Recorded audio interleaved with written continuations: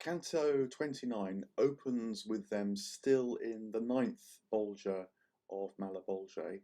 So this is the deep chasm where people are split and divided and mutilated and severed because they split, divided, mutilated and severed people and indeed their own souls in life. And Dante, the pilgrim at the beginning of Canto 29, is completely fixated on this still. He's staring at the confusion. He's absorbed, entranced by the horror of it. And Virgil turns to him in one of the sort of sharpest rebukes against Dante in the Inferno. He says, "What are you doing staring at that mayhem? Why are you still absorbed with it? You seem to be acting so differently from in the other Bolgia with this sense of being trapped by it yourself. We've got to push on. The time is moving on. We've only got a short time left in this infernal place." And in that exchange between them is raised a whole sort of series of really fascinating themes that are worth teasing out. One of them, initially, just to tease out, is this business of the time that they're spending in the Inferno, the literal time. Virgil tells Dante that the moon now is on the other side of the earth from when they embarked on this odyssey. And that roughly means that it's about 1:30 in the afternoon. They spend 24 hours in hell in total, and so they've got about 5 or so hours left. Virgil, very interestingly, also tells Dante that this circle of Malebolge, this particular chasm, is roughly 22 miles round. Now, these kind of factual details got picked up a lot in the Renaissance, and rather fascinatingly, Galileo, no less, actually gave not one but two lectures at the end of the 16th century on the dimensions of hell using Dante's measurements. And it seems a bit comical to us now, I think, because we realise that these dimensions aren't supposed to be taken literally. It takes us back to this older consciousness of the dimensions of life, if you like, which was much more focused on quality rather than quantity. This was one of the big themes that Owen Barfield picked up when he talks about the evolution of consciousness changing. You remember I've mentioned that a few times now, the shift from the ancient world, which Virgil still represents, to the Christian world, the flourishing of Christendom in Dante's time. But Dante already, in a way, at the vanguard of a new dispensation, which is going to unfold more and more. And the mention of these measurements for us now emphasizes that, I think, because I think when Dante in the medieval world uses numbers, he's thinking as much about their quality. So 22, that's a sort of middle distance rather than 22 miles in any kind of precise sense. And similarly, 24 hours, I think, means, one complete cycle of the sun. It's got that cyclical feel. They're going to have one season, you might say, in Inferno, rather than getting stuck there for all eternity. So Galileo's lectures remind us of how we can get stuck at the wrong level of reality, the empirical, the measurable, the tangible, which is precisely what the Inferno, with its play on Dante's body and the souls in hell, its interest in the times, which are more sort of felt times than measurable times. That's one aspect that just gets hinted at the beginning of Canto 29. The second one, which I think is really interesting, is how Virgil seems to not be connected to Dante telepathically here. Dante's absorbed, Virgil's asking him what's so absorbing, why are you acting so differently here?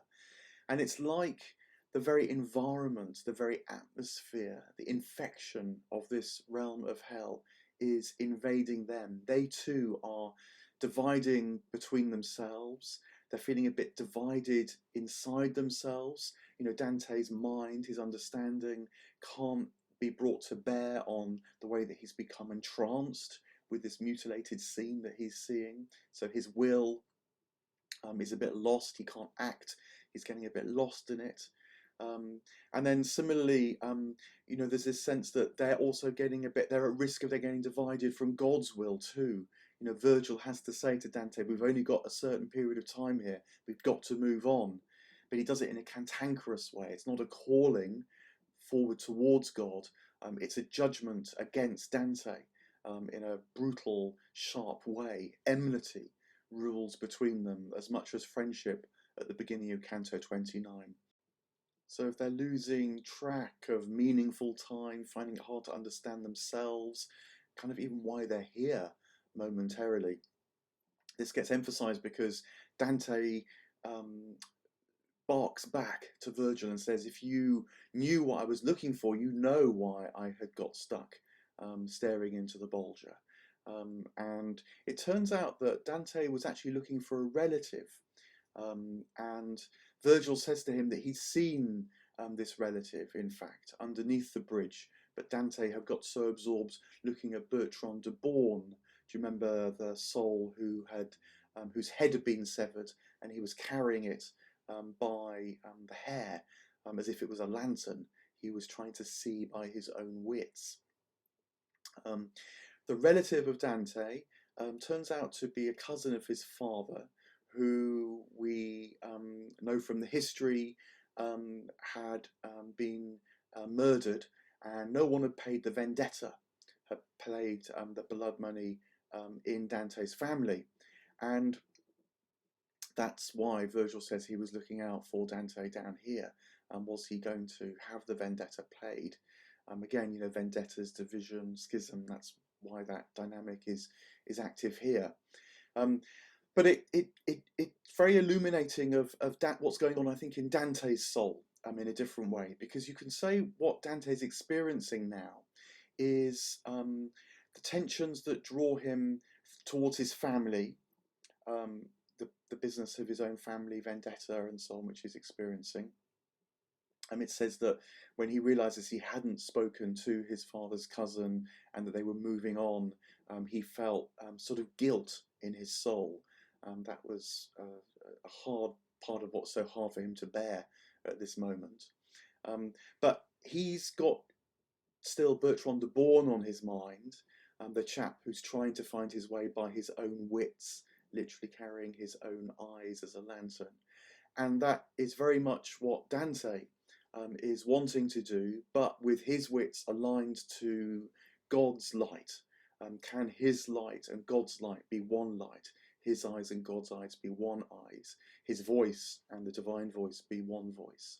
And I think that's why he's so kind of caught up with the image of Bertrand de Born in his mind, but across a different tension now. Because you might say that when it comes to his family, what Dante is wrestling with is how his personal vocation, which is the comedy itself, to see heaven in all its fullness, doesn't sit easily with the pull of his family, his name's vocation, which is much more horizontal, much more secular, concerned with things like honour and reputation.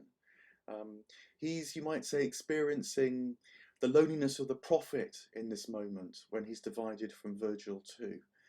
That sense of isolation which comes from being an outsider, being at the vanguard of a new consciousness, of a new journey, which he's wrestling with here in the Inferno. And I think it's really important that this wrestling takes place as part of the descent too, because what he's got to understand is how to bear the guilt on the one hand. Guilt is often thought to be just purely a bad thing when people talk about it. But guilt is also actually a separating emotion, a difficult separating emotion. It's often when we leave one group that we think has a claim on us and try to move into a different group that we feel is going to be a more expansive and fuller group for us, that we feel guilt, we feel the pull back. The time that people often experience this is, say, at Christmas, when they can't decide whether they should go and visit their family of origin or stay with their family now. Do you go and see the grandparents or the parents, or do you have Christmas at home? That's that tension between what's pulling you into the future, your new life, you might say, and how it relates to the old life of your original family. So that's part of what Dante is wrestling with in this moment. Um, but I think it's also the temptation of hubris.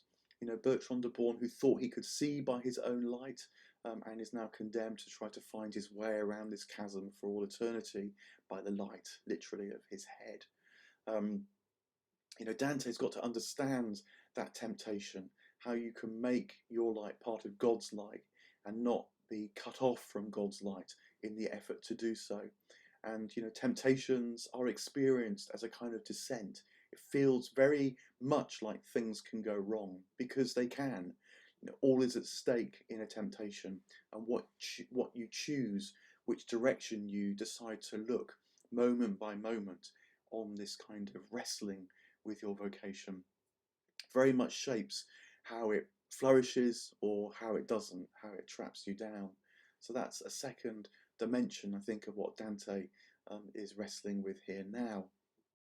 Emphasizing this, it says that Virgil and Dante continued to discuss this as they now walked away from the ninth bolgia towards the 10th and last bolgia of Malebolge. Again, we're not told quite what they say in all its extent. I suspect that's partly because it is a kind of personal thing that they're working out between themselves, how to come back together again, in fact. But it's also the inward struggle that Dante has told us he needs to wrestle with, but that ultimately only he as an individual, we as individuals can make. It's part of our responsibility, part of the owning of our own will. Are we going to decide, as it were, for the expansive, freeing route, or are we going to get too confused so that ultimately it becomes our undoing? That's thrown back onto us in this moment where we're just told that Virgil and Dante discuss this more as they approach the 10th bolgia. But they do approach the 10th bolgia, and then the mood very dramatically changes, again signaling we're in this sort of psychological space rather than this literal physical space. You enter a new bolgia by a new mood coming upon you, which means you can see new things. Your eyes become alert to a different dimension of reality. The dimension of reality that this 10th last chasm keeps in an eternal round is it's the word that's used is falsifiers, and it's worth sort of expanding on that word because it means quite a lot. It really means those who treat nature, treat their own life in the wrong way. And in particular, what they do is they become cut off from, you might say, the inner, the spiritual, the sacramental, the divine aspects of reality. And instead cut themselves off from that and twist, contort reality around to try and use it to their own ends. So, one of the sins of falsification that is named in this new bolgia is alchemy. Alchemy, certainly in Dante's age, meant, on the one hand, literally those who try to falsify metals, those who try to present what's not gold as gold. But of course, this is as much a reflection of their inner state as it is anything else. And if you start to do that, literally confuse what's not really gold with what is gold, the implication is that you get very confused about what is worth pursuing because it shines with the gold, the glory of heaven in life. It's a slippery slope to want just money rather than the real riches which are on offer through this life. Dante is partly, I think, returning again to this theme of the mercantilism of his age. You know, he would have seen luxuries springing up amongst the wealthy as the cloth merchants and these sort of beginnings of modern industry really get going in Italy. And he would have seen how they can distract. Things that sparkle in this world, you might say, can make us forget the deeper, richer sparkle, which is going to be the stars and heaven. And that is the real risk. It's not that luxuries abandon themselves, but they so draw us, they so occupy our attention, that they cut us off from that which is really golden, maybe lying just over the horizon of our current awareness. And so we can even reach the point where we think it's not there anymore. And that then is the real danger moment, because that then leaves us just circling around in a deep chasm, not even knowing that there's a light that might be found.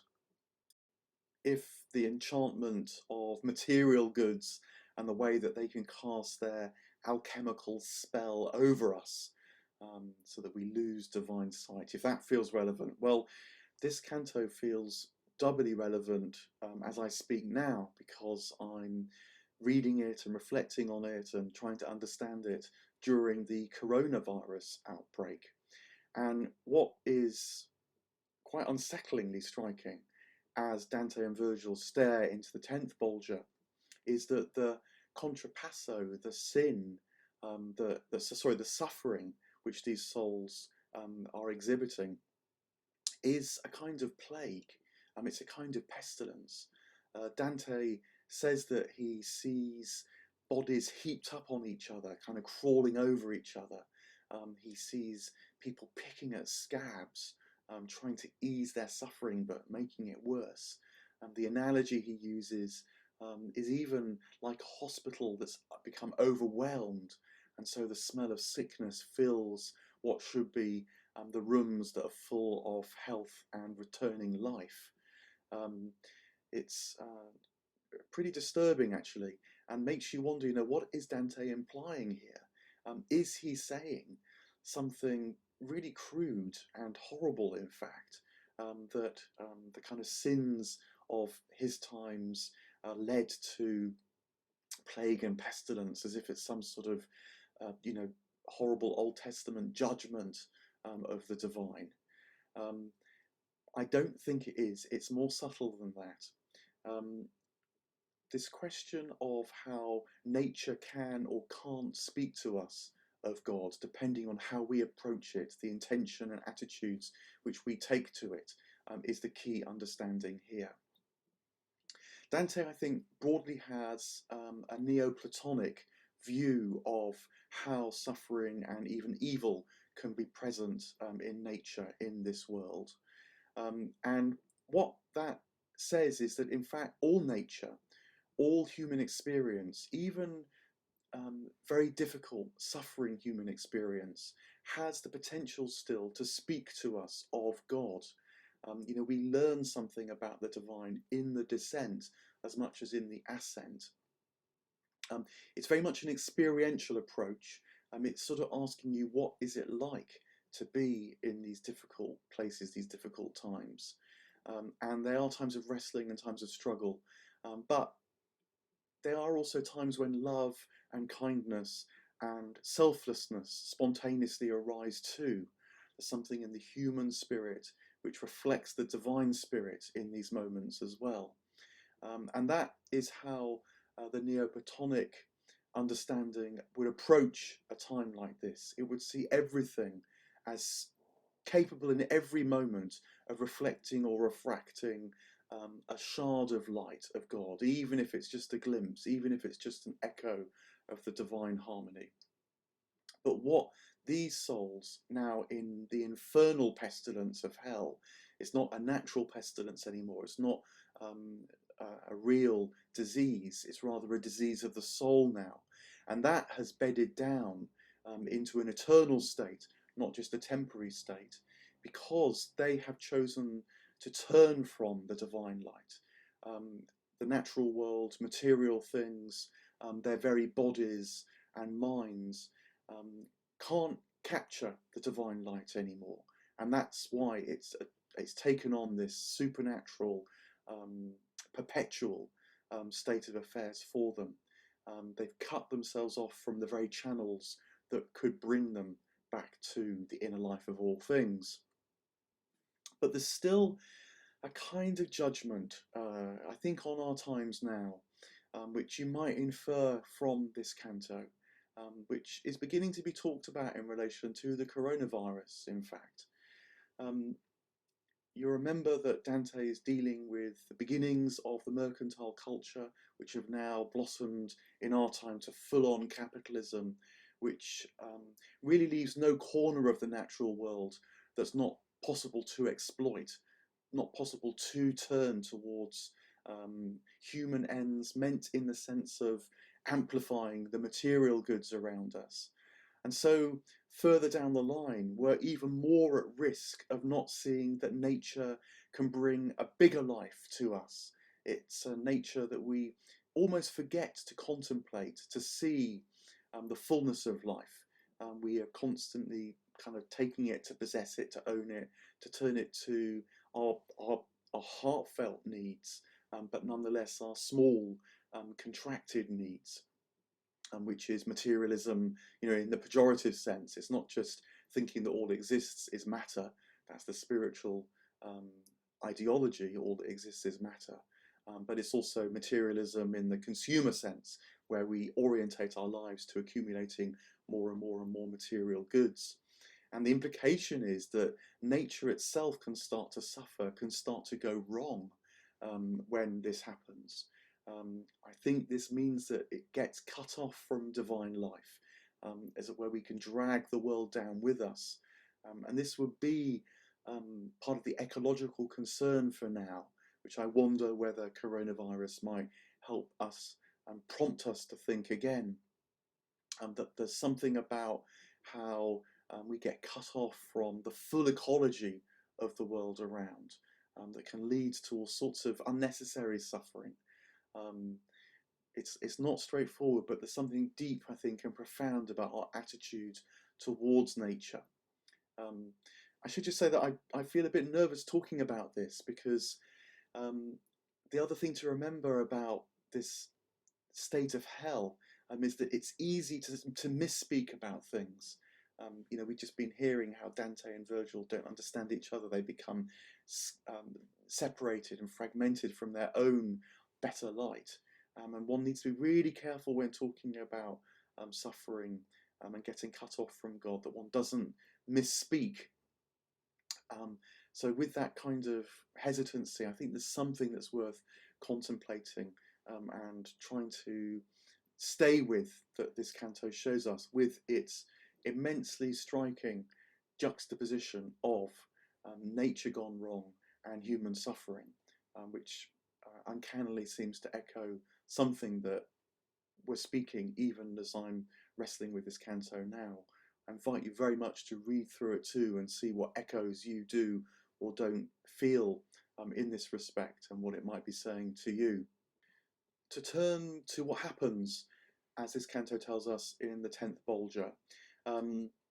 They look into it on the far side of the bridge, the lower side of the bolgia, so they can see into it, and they see these bodies heaped up on one another, some back to back, scratching, tearing at themselves.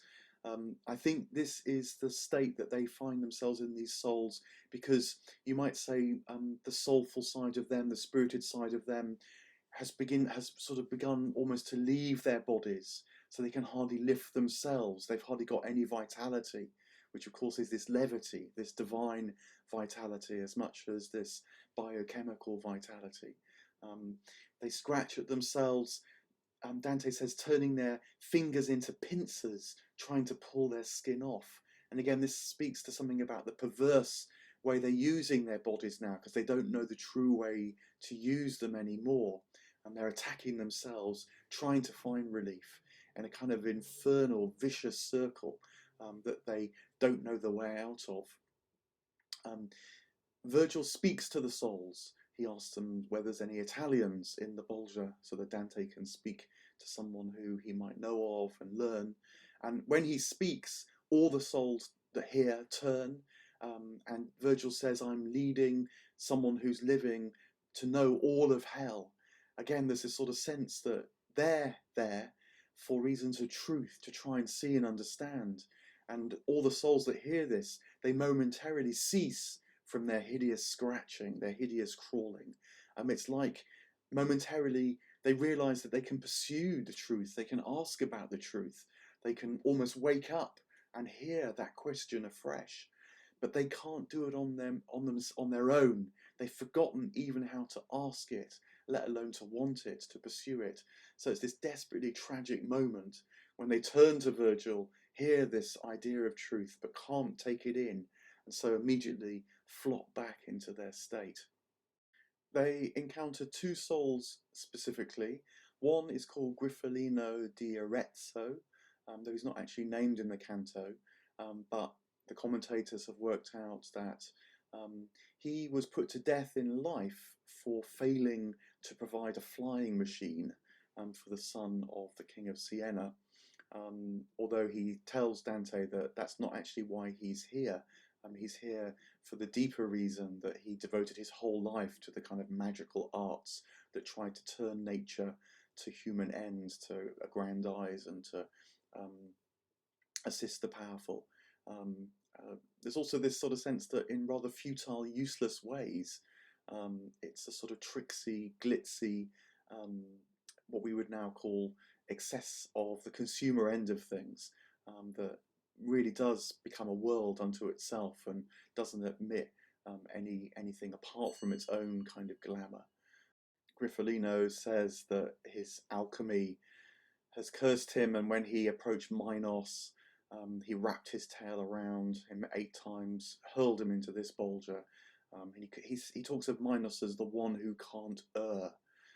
Truth has become condemnation for him.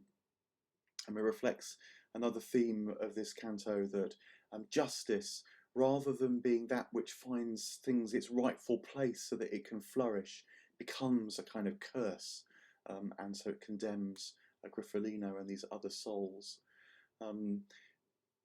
It's not that God judges in the condemnatory sense, but that God's judgment in the sense of a place for all becomes a judgment. Or you might play on a different way and say these souls can't judge things are right anymore. They can't see that there's more to life. And so that judgment about life turns against them and keeps them trapped. The second soul that they speak with is given a name. His name is Capocchio, and it turns out that he is part of a group of individuals who love the luxuries of earthly life. The commentators have worked out that they belong to a group that would throw lavish dinners and then trash not only everything they prepared, but the dinner service itself too. They were a kind of, wild consumers to excess of the medieval period. Again, Capocchio says that he's in hell for a deeper reason than that which he was judged in life. And again, what he was remembered for, this excessive consumption, actually was just the surface level of a deeper trouble that his soul was entering into, and which has now condemned him to this bolgia of hell. There's also another interesting part of this exchange, because they get involved in a bit of banter about different country men and women. The French are like this, the Sienese are like that, and this kind of jesting, stereotyping, you might say. And I think that occurs here because it can seem like it's a bit of fun, but if you're not careful, you lose touch with the fact that all human beings are of God, share the same divine calling as you.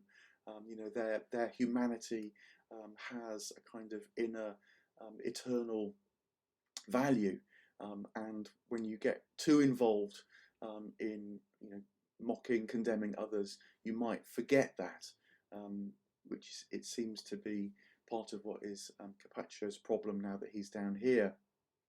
And the canto ends quite abruptly, leaving us to contemplate all that we've seen, with Capocchio saying, "How fine an ape of nature I was." He's kind of mocking himself, but not in such a way to want to repent and turn from his habits in life. It's become even a way of mocking and denigrating himself.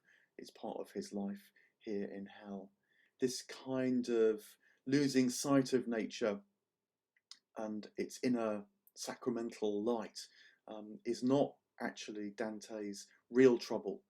You might say he's learnt something from the previous round, where he was feeling the horrible pull of getting fragmented and confusing his light and divine light.